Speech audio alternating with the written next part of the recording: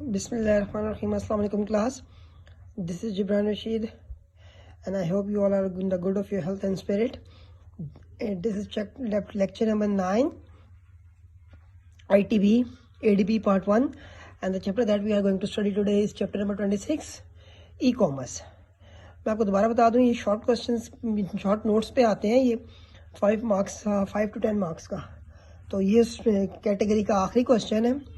तो इसके बाद हम लेक्चर नंबर 10 पढ़ेंगे, उसमें मैं आपको इम्पोर्टेंट क्वेश्चंस दूंगा यूनिवर्सिटी पॉइंट ऑफ व्यू से, पेपर के पॉइंट ऑफ व्यू से, ठीक है। तो आज स्टार्ट करते हैं ई कॉमर्स। ई कॉमर्स क्या होता है? E commerce mean electronic commerce. Commerce आप लोग पहले पढ़ चुके हैं, उसके साथ जब ई लग जाएगा तो वो इलेक्ट्रॉनिक कॉमर्स हो जाएगी। तो इलेक्ट्रॉनिक कॉमर्स क्या होती है? Basically buying and selling of the product होती है इलेक्ट्रॉनिकली।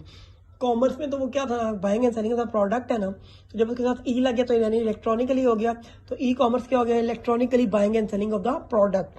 तो जब आप इलेक्ट्रॉनिकली प्रोडक्ट बाय या सेल करते हैं, ट्रांजैक्शंस करते हैं, तो वो ई कॉमर्स कहलाता है। इंटरनेट के जरिए बेसिकली सब चीज़ें की जाती हैं, और वेबसाइट्स होती हैं, ऑनलाइन शॉपिंग होती है, बाइंग एंड सेलिंग होती है, एड्स वगैरह दिए जाते हैं। एक बंदा ऐड देता है, दूसरा बंदा उस पर इंटरेस्ट शो करके परचेज करता है, ये वो, ठीक है। हम ऑफिशियल डेफिनेशन की तरफ चलते हैं इसकी।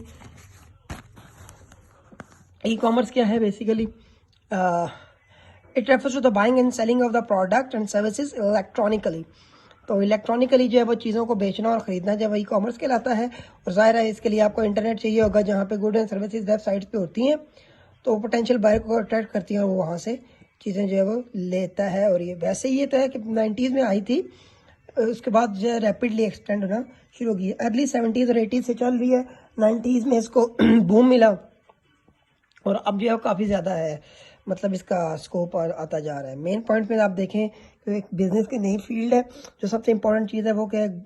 ज़ाहिर है आप प्रोडक्ट की इंफॉर्मेशन एक्सचेंज करेंगे, बाइंग एंड सेलिंग होगी, और ज़रूरी चीज़ इसके लिए क्या होगा? नेटवर्क या इंटरनेट, ठीक है भाई। आपने डेफिनेशन लिख ली इसकी ई कॉमर्स की, उसके साथ हम पढ़ेंगे इसकी कैटेगरीज। 3 ही कैटेगरीज हैं इसकी: electronic market, electronic data interchange और इंटरनेट। 3 कैटेगरीज के बाद ये एडवांटेजेस हैं इसके, वो आपने एक बार बस रेंडमली पढ़ लीजिएगा, सिर्फ इसमें नाम लिखने, आपने एक्सप्लेनेशन नहीं लिखनी। और आखिरी हमारा जो मेन पॉइंट होगा वो होगा factor affecting internet, e commerce, sorry, ठीक है। पहले डेफिनेशन आप लोगों ने लिखी, उसके बाद कैटेगरीज पढ़ेंगे हम। कैटेगरीज इसकी कौन सी होती हैं? वे 3 है: एक electronic market, electronic data interchange और इंटरनेट। इलेक्ट्रॉनिक मार्केट अगर हम पहले बात करें तो वो क्या है, कहता है बहुत मुश्किल होता है कस्टमर के लिए कि वो प्राइस, क्वालिटी और जो अवेलेबल क्वांटिटी है किसी भी प्रोडक्ट की, जिसकी करैक्टरिस्टिक्स हैं, वो ढूंढे। तो ई जो मार्केट है, इसमें क्या होता है? एक्सचेंज जो करते हैं आप इंफॉर्मेशन, जो बायर होते हैं और सेलर होते हैं उनके किसी खास प्रोडक्ट के बारे में और उसकी करैक्टरिस्टिक्स के बारे में। इससे क्या हो जाता है कि उनके दरमियान ट्रांजैक्शन सेटल होने में आसानी हो जाती है। वो ऑनलाइन घर बैठे किसी भी चीज़ के बारे में इंफॉर्मेशन, नॉलेज, उसके करैक्टरिस्टिक्स, उसके फीचर्स, उसके प्रोज एंड कॉन्स, वो सब जान लेते हैं। फिर वो रीच करते हैं उस सेलर को जो उसको ऑफर कर रहा है ऑनलाइन।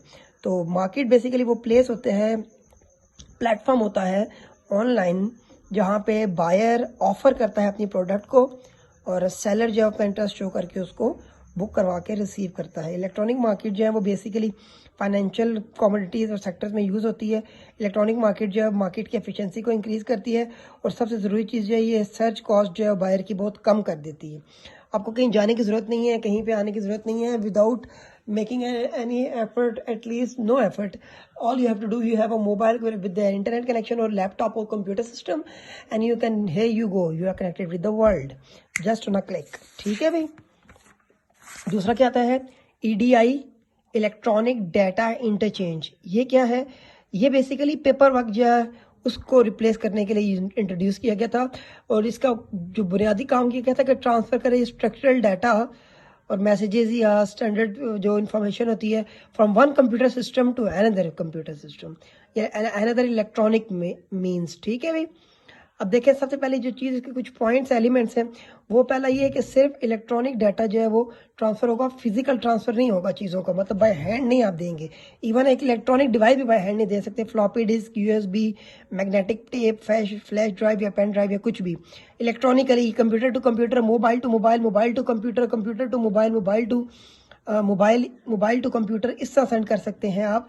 फिजिकल नहीं होगा, ये इंटेंजिबल होगा। दूसरा, ये कस्टमर और सप्लायर जो है वो एक कंप्यूटर से दूसरे कंप्यूटर में मैसेज सेंड करेंगे। तीसरा, जो ट्रांजैक्शंस होंगी वो जनरल स्टैंडर्ड जो होंगे उसके मुताबिक ही एग्रीड पे ही सेंड होंगी। और चौथा पॉइंट है, जो ट्रांजैक्शंस होंगी वो कोड्स और वैल्यूज़ के मुताबिक होंगी जो स्ट्रिक्टली डिफाइन करेंगे। सही है।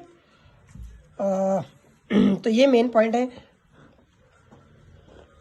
पहला पॉइंट क्या है कि इसमें ये डाटा जो फिजिकल इंटरेक्शन नहीं होगा, नहीं फिजिकल ट्रांसफर होगी, सिस्टम टू सिस्टम होंगी। दूसरा, जनरल स्टैंडर्ड को एग्रीड करेंगे। नेक्स्ट है इंटरनेट। इंटरनेट क्या है? ये बेसिकली इंटरनेट जो है ये एक चैनल होता है जो प्रमोट करता है सेल्स को, जो इंटरनेट पे ऑडियंस के पास आती है। ये फैसिलिटी देता है सेलर और बायर दोनों को। ठीक है। पहले क्या है? Locating site offering and advertising good and services. पहली फैसिलिटी के साइट्स ढूंढने में और एडवर्टाइजिंग में गुड्स एंड सर्विसेज की मदद देता है। दूसरा, making online purchase of the good. आप ऑनलाइन चीज़ों को खरीद सकते हैं और प्रोवाइड आफ्टर सेल सर्विस भी आप उनको कॉल कर सकते हैं। सही है। आगे इसके बेनिफिट्स आते हैं। जनरल से बेनिफिट्स हैं, ये आपने एक बार पढ़ लेने हैं। तो पहले बेनिफिट कस्टमर के लिए अलग हैं, ऑर्गेनाइजेशंस के लिए अलग हैं, सोसाइटी के लिए अलग है। मैं आपको ब्रीफली जो है वो पढ़ा रहा हूँ, आप ये देख लीजिएगा। ठीक है। मतलब ज़्यादा डिटेल में पढ़ने की जरूरत नहीं है। अगर पेपर में क्वेश्चन आएगा तो आपने सिर्फ कस्टमर, ऑर्गेनाइजेशन और सोसाइटी, ये मेन हेडिंग लिख के, बेनिफिट टू द कस्टमर लिख के, ये हेडिंग सिर्फ लिखनी है। इनके बीच में स्टेटमेंट एक्सक्यूज मी, इनके बीच में स्टेटमेंट लिखने की जरूरत नहीं है। तो पहला, benefit to the customer. Consumer को क्या बेनिफिट है? पहला बेनिफिट है क्विक इन्फॉर्मेशन, यानी उसको कहीं जाने की जरूरत नहीं है, घर बैठे ही एक क्लिक पे ही उसे उस चीज़ की इन्फॉर्मेशन मिल जाएगी। Variety of choices. Electronic commerce के जरिए उसको एक ही प्रोडक्ट के बारे में मुख्तलिफ चॉइसेस मिल जाती हैं, जिससे वो बेहतर फैसला कर सकते हैं। मतलब बहुत से ऑप्शंस होते हैं, कंपेटिटिव रेट मिल जाता है उसे। Day and night service. आप रात को 3 बजे भी आपको कोई ऑर्डर बुक करना चाहते हैं, you will have no hurdle, no obstacles, आप आराम से बुक कर सकते हैं। डिस्काउंट, क्योंकि कंपटीशन भी है, ई मार्केट में भी कंपटीशन है, तो that is why every producer will offer you something in the discount. मतलब अब ज़ाहिर है, if you have competition and you are in a competitive market, you need to revise your prices as well as your quality. Either you have a very superior quality where you can charge high prices, or if the quality of your product is standard or medium or mediocre or moderate, then your price should also be moderate. ठीक है। तो वो comparative price में होता है। Day and night service होती है, discount दिया जाता है बिजनेस डील्स पे। होलसेलर्स भी हो सकते हैं, एंड यूजर भी हो सकते हैं। इंटरेक्शन क्या है? कंज्यूमर और कस्टमर का इंटरेक्शन हो सकता है, एक्सचेंज आइडिया हो सकते हैं। जैसे आप तो चैट का ऑप्शन आ चुका है आपके पास, क्वेश्चन आंसर का एक मतलब टैब बनी होती है आस्क क्वेश्चन के नाम से। इसके अलावा रिव्यूज से आप लोगों को मतलब प्रोडक्ट का आइडिया हो जाता है। ठीक है। Benefit to the organization. Organization का फायदा क्या है? इंक्रीज इन द प्रोडक्शन, और क्योंकि सर्विसेज इंक्रीज हो जाती है तो प्रोडक्शन की क्वालिटी भी इंक्रीज होती है। वाइड मार्केट, आप nationally, district wise, nationally, internationally अपनी प्रोडक्ट को सेल कर सकते हैं, एक शहर से दूसरे शहर, एक मुल्क से दूसरे मुल्क इवन। स्पेशलाइज्ड बिजनेस, ये क्या है? इंक्रीज करता है आपको एबिलिटी के बिजनेस जो है वो स्पेशलाइज करें आप। मिनिमम इन्वेंट्रीज, आप अपने पास कम से कम चीज़ें रखें, जब आप ऑर्डर मिले आपको तो आप चीज़ें बना के दे दें। लेस टाइम, हेल्प करता है कि टाइम को रिड्यूस करे पेमेंट मेथड में और रिसीट्स में। ठीक है भाई। कम्युनिकेशन एक्सपेंसेस, अगर आप कम्युनिकेशन एक्सपेंसेस की बात करते हैं तो बहुत चीपर है ये।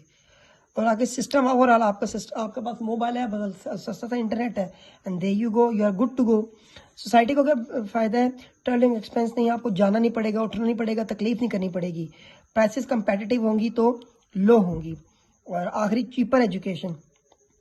जो बैकवर्ड इलाकों में लोग हैं ना, उनको प्रोफेशनल एजुकेशन और कॉलेज डिग्री हासिल करने की ज़रूरत नहीं है। मतलब वो ज़रा से उससे अवेयरनेस से वो लोग आसानी से ये सब काम कर सकते हैं। और इससे सब एक ये फ़ायदा ज़रूर हुआ है कि प्रोफेशनल एजुकेशन और कॉलेज डिग्री वो लोग हासिल कर सकते हैं इसके ज़रिए। ऑनलाइन जैसे क्लासेस होती हैं ये वो इस तरह सब कुछ। फैक्टर्स क्या अफेक्ट करते हैं भाई? पहला रिलायबिलिटी एंड ट्रस्ट। देखें एक बहुत बड़ा पॉइंट है, अगर तो सप्लायर और कस्टमर वो फेमिलियर हैं एक दूसरे के साथ, ट्रस्ट की बाउंड है उन दोनों में, बॉन्डिंग बहुत ज़रूरी है, तो ट्रांजैक्शंस वाया इंटरनेट हो रही हैं तो फिर तो कोई मसला नहीं, फिर तो ये बहुत बढ़ेगी। लेकिन पाकिस्तान जैसे मुल्क में ये ज़्यादा काम अच्छा नहीं करेगा। क्यों? क्योंकि यहाँ पे दिखाते कुछ हैं बेचते कुछ हैं। एक, ट्रस्ट का फैक्टर नहीं है। दूसरा, डिसेप्शन बहुत ज़्यादा है। जैसे मैंने बताएंगे कोई चीज़, भेजेंगे कोई चीज़, तो सप्लायर जो है वो प्रॉपर, तो इसलिए ये एक बहुत बड़ा फैक्टर है। रिलायबिलिटी जहाँ पे कम होगी, ट्रस्ट का फैक्टर कम होगा, तो वहाँ पे ये कामयाब नहीं होगी। ना हो का मतलब क्या है? जो डेवलपिंग कंट्रीज है ना, वो भी फेमिलियर नहीं है इतने इंटरनेट के साथ या ऑनलाइन शॉपिंग के साथ। आपकी ये हैबिट जो है डायरेक्ट मार्केटिंग और ई कॉमर्स को बहुत, प्रोसेस को बहुत अफेक्ट करती है। लेकिन ये स्लोली प्रोसेस है with the passage of time, जिस तरह लोग आहिस्ता आहिस्ता मतलब अपने एक्सपीरियंसेस के साथ ही काम करते रहते हैं। फियर्स ऑफ द कंपनी, क्योंकि मल्टीनेशनल कंपनी जो मार्केट शेयर को ग्रैब करती हैं, दो रीज़न है। पहला, वो एलोकेट करते हैं ह्यूज बजट डेवलपमेंट में और मेंटेनिंग शॉपिंग वेबसाइट पे, लेकिन उनका फ्रैक्शन जो है उनके एनुअल सेल्स हैं वो कम होती है। दूसरा, वो टेक्निकली साउंड करती हैं, मतलब टेक्निकली साउंड होती है, एक्सपीरियंस स्टाफ होता है उनके लिए डायरेक्ट मार्केटिंग के जरिए उनके पास, इसलिए कंपनीज को ये फियर रहता है। इंफ्रास्ट्रक्चरल लिमिटेशंस देखें फिर अगेन, जो डेवलपिंग कंट्रीज जैसे पाकिस्तान है, यहाँ पे इंटरनेट की स्पीड ही आपके पास इतनी स्लो होगी या फाइबर ऑप्टिक वगैरह की अवेलेबिलिटी नहीं होगी, जिसकी वजह से क्या होगा, आउटडेटेड फोन लाइंस होती हैं, फाइबर ऑप्टिक्स नहीं होते, या इस तरह इंटरनेट जो है वो आपका नहीं होता, जिसकी वजह से इंटरनेशनल मार्केट को आप उस तरह कैप्चर नहीं कर सकते, ना ही कॉमर्स काम कर सकती है। देखिए वो direct marketing particular international market is will continue to be low speed of the internet. देखें आगे क्या है, इकोनॉमिक फैक्टर्स। ई कॉमर्स जो है वो आपको वेबसाइट्स को क्या करना पड़ता है, मेंटेन करना पड़ता है ज़्यादा कंपनीज के लिए। तो जो कॉस्ट ऑफ चार्जिंग होती है ना कल्चरल और अपडेटिंग को, वो भी एक इशू हो जाता है कि यार आपको वेबसाइट को मेंटेन रखना है, बग फ्री रखना है आपने इसको, तो उसके लिए आपको कॉस्ट करनी पड़ती है। दूसरा, जो डायरेक्ट मार्केटिंग की कॉस्ट होती है ई कॉमर्स के ज़रिए, वो कम होती है। तो इससे क्या होता है, इससे फ़ायदा होता है, इनकरेज करती है ये डेवलपिंग कंट्रीज़ को कि वो यूज़ करें। लेजिस्लेशंस देखें, लॉ, कुछ रूल्स होते हैं, इंटरनेशनल लॉज होते हैं जिनको आपको बाउंड करना पड़ता है। अब पाकिस्तान जैसे मुल्क में अगर आप ई कॉमर्स करें तो ये सिर्फ पाकिस्तान के लॉ नहीं, इंटरनेशनल लॉ को भी फॉलो करना पड़ेगा जो पूरी दुनिया में एप्लीकेबल्स हैं। तो वो कुछ इतने डिमांडिंग होते हैं या कितना वो हाई टेक चीज़ें मांगते हैं कि जो गरीब ममालिक अफोर्ड नहीं कर सकते। फिर ऊपर से गवर्नमेंट की पॉलिसीज, टैक्सेशन होगी, सिक्योरिटी सिस्टम होगी, डॉक्यूमेंटेशन होगी, इनसे भी आपको डील करना पड़ता है। ठीक है भाई, अब नेक्स्ट लेक्चर में इंशाल्लाह मैं आपको वो बता दूंगा इंपॉर्टेंट क्वेश्चन। सही है भाई, अल्लाह हाफिज़।